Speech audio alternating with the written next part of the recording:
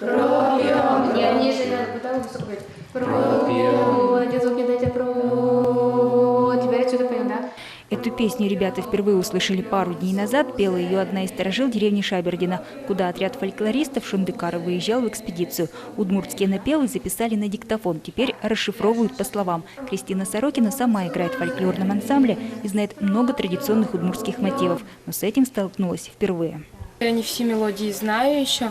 Например, там, когда в армии провожают или свадьбы делают, там у каждой деревни, то есть в каждой деревне разные напевы.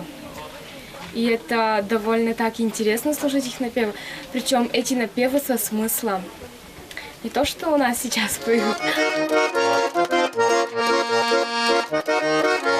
Обработанный материал не останется в блокнотах. Ребята продолжат свои исследования после лагерной смены. Кропотливую работу фольклористов Шундыкара взяли на заметку сотрудники Удмуртского института истории языка.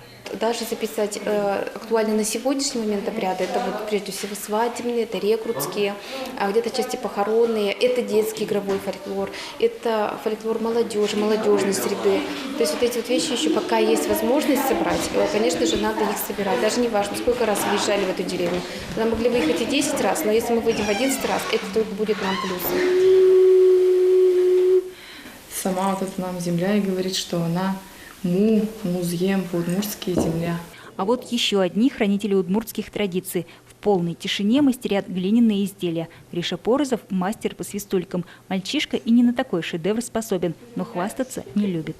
У меня хорошо получилась удмуртская кукла. Мы ее лепили где-то 4 часа. Она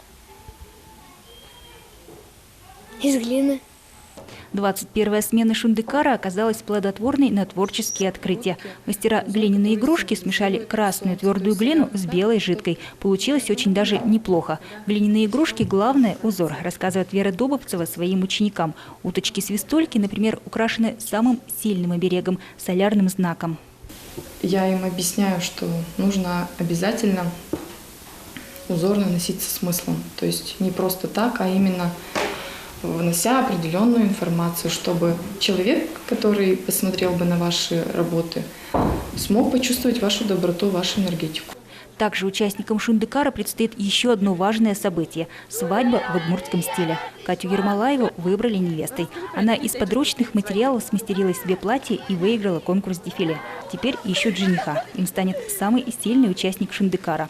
Анна Каверсина, Андрей Бусыгин, телеканал «Моя Удмуртия».